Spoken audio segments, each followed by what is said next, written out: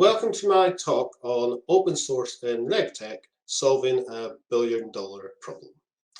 So I'd like to introduce myself briefly. My name is Neil Mackenzie. I'm an open source enthusiast, particularly around the Eclipse modeling framework. I have 20 years experience working on regulatory technology projects for banks and software vendors. I'm the project lead of an Eclipse project called Eclipse Free Tools, and my email address is neil@birdsoftwaresolutions.com. Please don't hesitate to send me an email if you have any questions at all. So first of all, what is RegTech? So RegTech is the application of technology to assist banks and financial institutions in regulatory reporting. So that leads to another question. What is regulatory reporting? So regulators, such as the European Central Bank or the Bank of England, they describe a set of information that banks and financial institutions need to report to them, including calculations that need to be done on that information. So we can think of this as a giant tax return, basically, where there's information provided about what you need to report and what exact calculations you need to be done. And this information, when collected by regulators, helps regulators to understand about risks in the financial system, and that's good for us all if they're detected earlier and we can avoid financial crises such as we had in 2008. So is regulatory reporting expensive?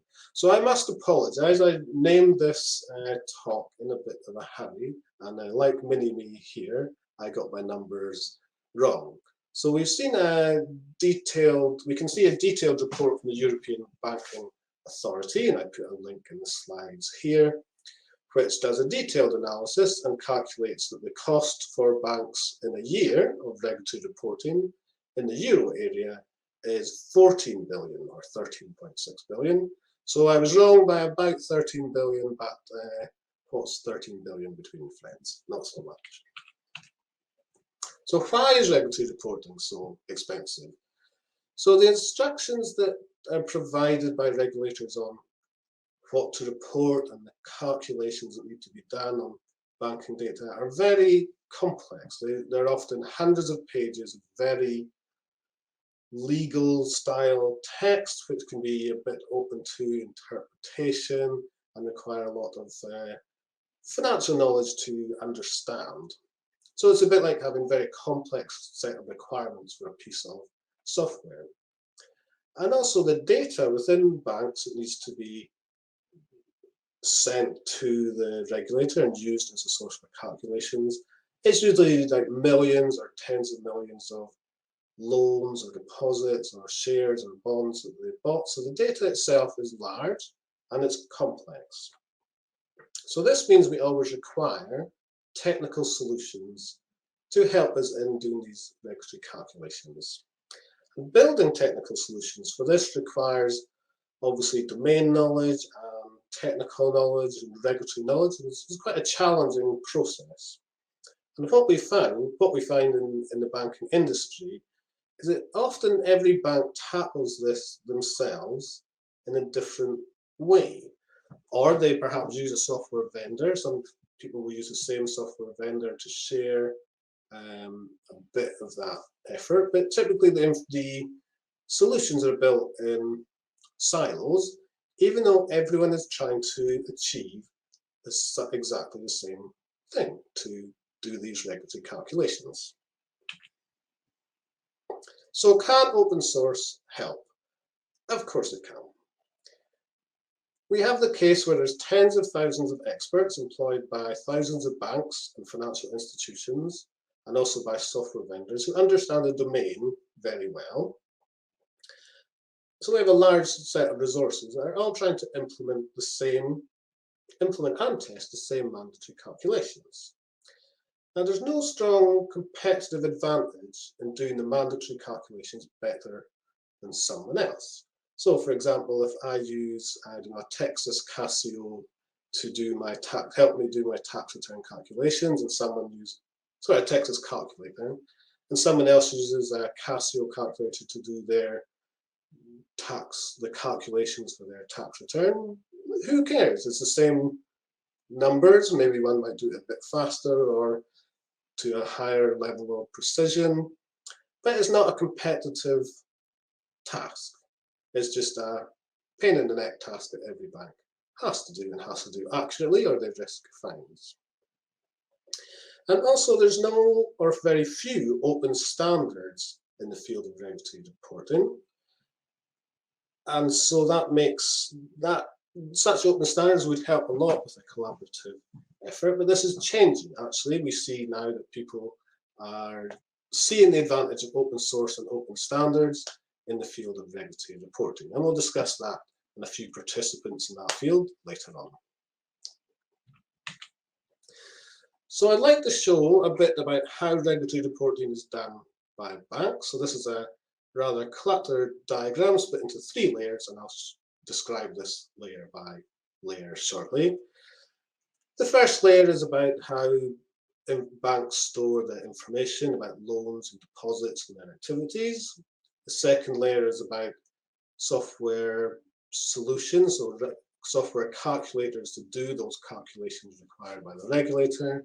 And the third part is about independent verification, again by the bank. So let's look at that layer by layer. You can see in the first layer, we've shown just 4 banks here, but in reality, there are thousands of banks and financial institutions that need to report these, do these regulatory calculations and report that information to the regulator. And each bank will store its information about loans and deposits, for example, in different databases and different data stores. Sometimes they might have one data store for one database for loans, a different one for trading activity, a different one for deposits.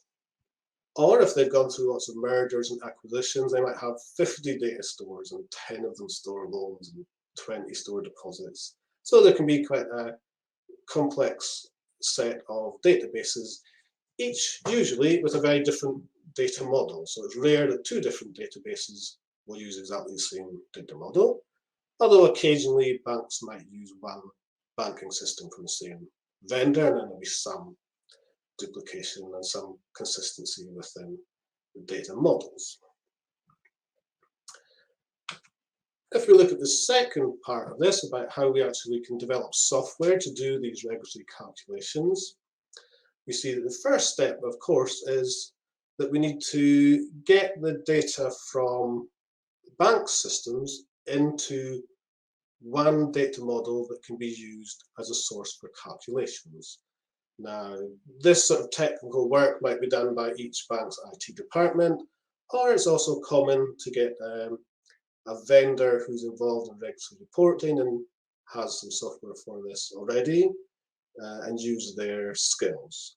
So although there might not be thousands of these individual implementations, there will be tens or hundreds of them in Europe, for example. So as a first stage, to get data from a bank system into a data model understood by this regulatory software, this itself is quite a complex task. It requires knowledge of the source data model and a target data model and what's a bond and what's a derivative, etc. So it's quite time-consuming and expensive. Then when the data is in a data model, we need to write a regulatory calculation engine, which acts like the Casio calculator, doing the individual calculations required by the regulator. And so from software design, we know that if we're going to build some software, first we need to do some analysis.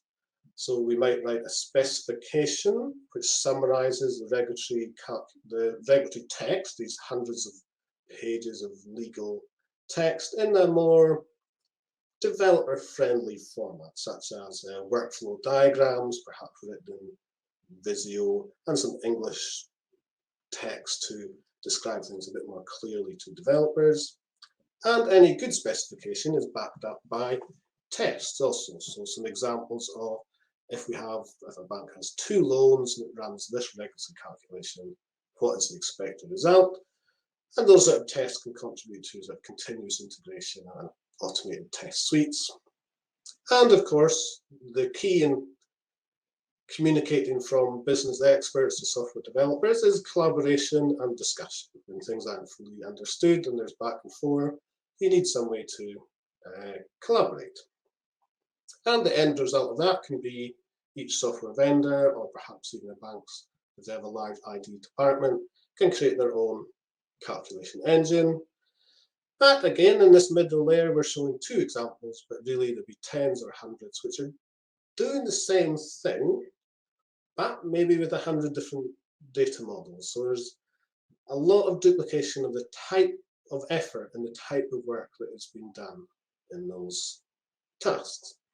And we can note software vendors, they probably don't really want to compete so much on the logic, because the logic is defined by the regulation, but they might want to be the fastest in the market or give the best interoperation with other pieces of banking software. They might want to run on an Amazon Cloud or Google Cloud and differentiate themselves that way.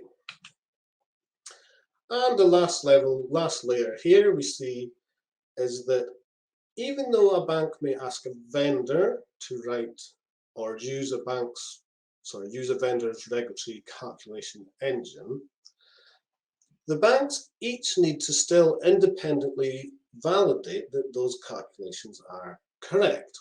Because if a bank was to report misleading information to a regulator and perhaps provide misinformation which doesn't allow the regulator to understand certain risks in the financial system, then that bank can be fined, but they can't turn around and say, hey, we used vendor XYZ, it's their fault. So the buck stops with the banks, and that means every bank has to independently verify its regulatory calculations, whoever's done them, and that means a lot of testing work. But that testing work is done by every single bank, and they're basically doing the same thing over and over again. So 1,000 banks might do the same piece of testing. It's an expensive thing to do. It requires knowledge of regulation and finance and data models, and there's not really scope for them to share that work or collaborate on that effort because they're all using different data models. So it's hard to collaborate on that task. So can we think of a better way of doing this that reduces the duplication of effort? So here's the whole diagram again. So as a possible better solution, what if in this middle layer we had just one data model instead of every vendor and every bank's IT department choosing a different data model that's evolved or devolved over time? So if we could do that, what we could find is there's more scope to collaborate on the tests because we know the starting point, the data model for these that acts as a source for these calculations. And that means that if we have a collaborative platform like GitHub that we use in open source projects, then potentially all the people from different banks, all the experts from different banks can collaborate on that set of tests. And an expert in one field can write a test for one field. So there's a possibility to make it easy to contribute to such a collaborative effort. Also, with one data model and a collaborative platform, it should be easier for experts to build one specification of a regulatory calculation engine instead of 100 being done separately. So they can share the visual models and also discussion about to help the software developers to actually write software that runs this calculation. So in this proposal, we have one data model, one set of tests, one specification, and one collaborative channel for all these people at banks doing this non-competitive task to collaborate. Now, as a last step, we can see we still have to have software developers write a software engine that runs these calculations, and they can still continue to differentiate themselves by writing things that are faster or cloud-based or in memory, etc. But they have a clear set of test cases that they need to pass, a bit like a test compatibility kit. And those tests are, of course, useful tests, but they're also useful in terms of a description of what needs to be coded. As we know from test-driven development, for example, tests are a very good way of defining required behavior in software. So we could have, for example, one calculation engine jokingly by Texas Instruments and one by Casio. The numbers should still be the same, but maybe the individual calculators have better interoperability or other features which make them attractive. And of course, these software calculation engines can be supported. So each vendor can have a support desk and an SLA, and then the banks feel confident if they actually need a change rushed through, they're worried they're going to get fined or their calculation is wrong, they can pay someone that they have a support contract with to get that change done very quickly. And what we see in this model also is that because all the tests are shared and openly available, it means banks don't really have to do the independent tests, or to do the independent tests takes less time because they can run these open set of tests themselves. And that cuts down a lot of duplication effort in the regulatory space. So such an approach could be enabled with open standards. So who is developing open standards? Well, currently we have 3 participants, possibly more. The European Central Bank with their BIRD project. Suade Labs is a software vendor that produces an open source regulatory data model called FIRE.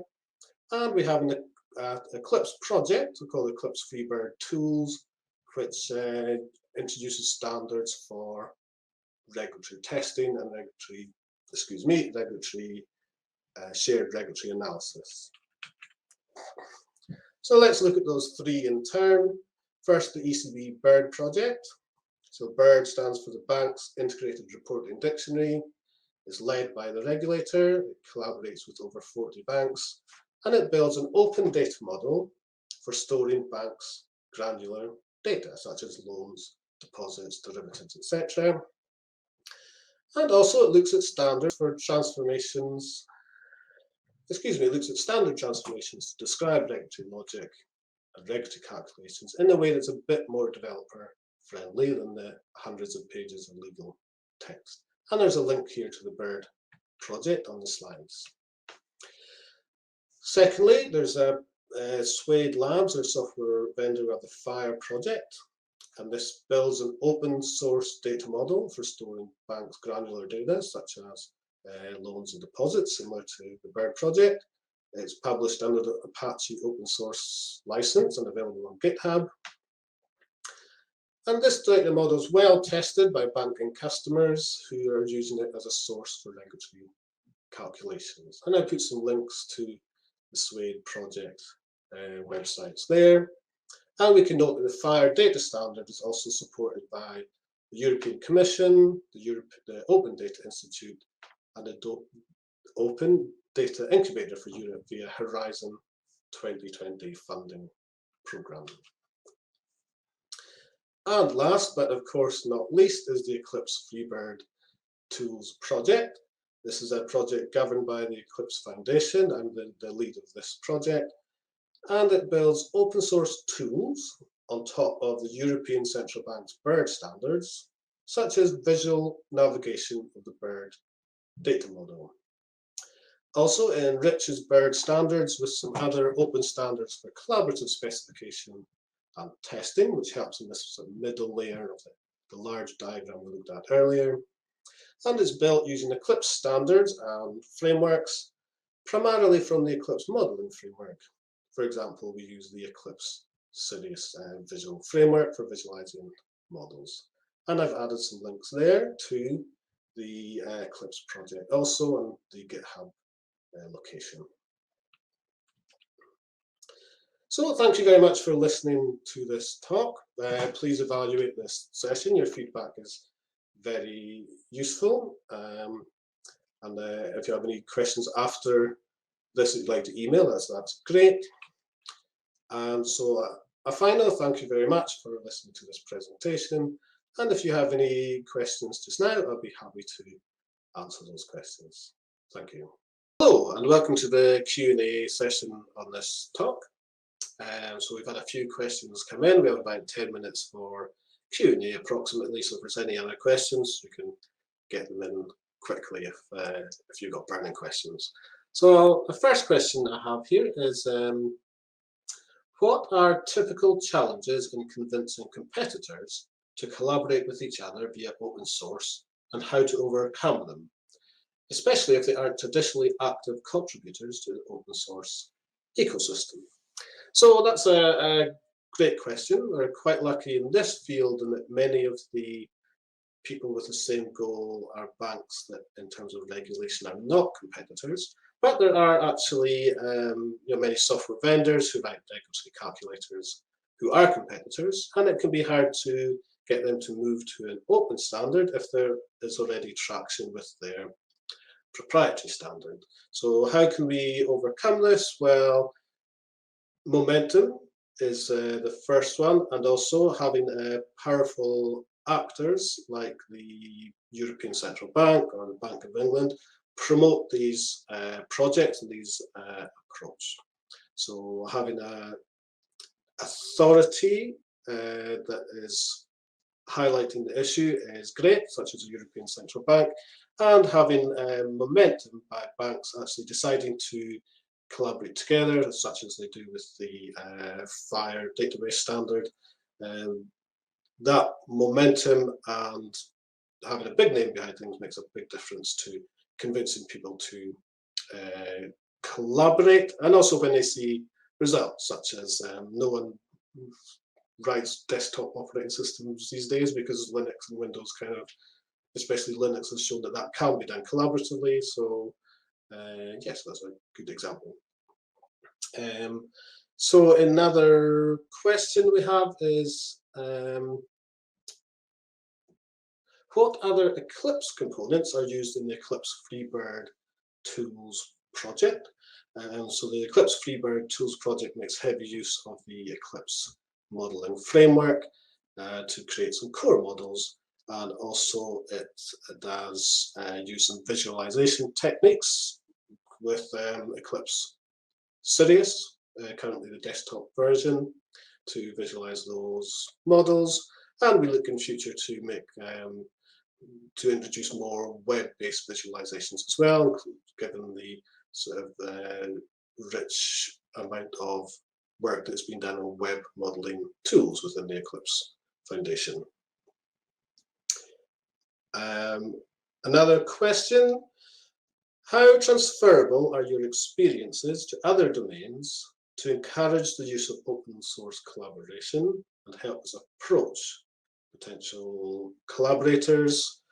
Well, it's an issue we face in all open source projects. How do we get collaborators? How do we get people interested? In terms of my experience on this journey focusing on RegTech, then yes, those skills are transferable, that experience is transferable, and I think one of the best ones is the main things is to try to get a large recognized body on board with them to provide some backing, and then people will see that big name and they're more likely to have confidence that a project is going forwards. So having that sort of a company, a popular company or a large authority makes a big difference in getting traction and getting people to hear about your project and to get them to collaborate on a project when they know that large or popular institutions have decided to take the effort to contribute themselves. So another question: is there anything like that for the insurance industry as well? So that's a good question.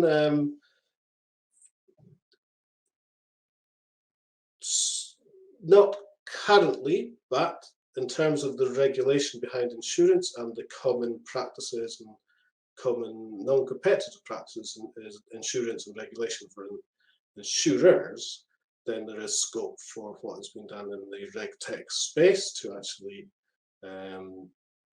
spill over and be reused in the insurance space also.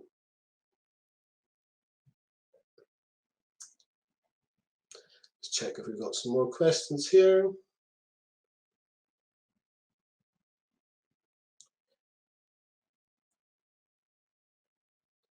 Okay, so I think that's all the questions that have come in. If you have any further questions, please feel free to email to me.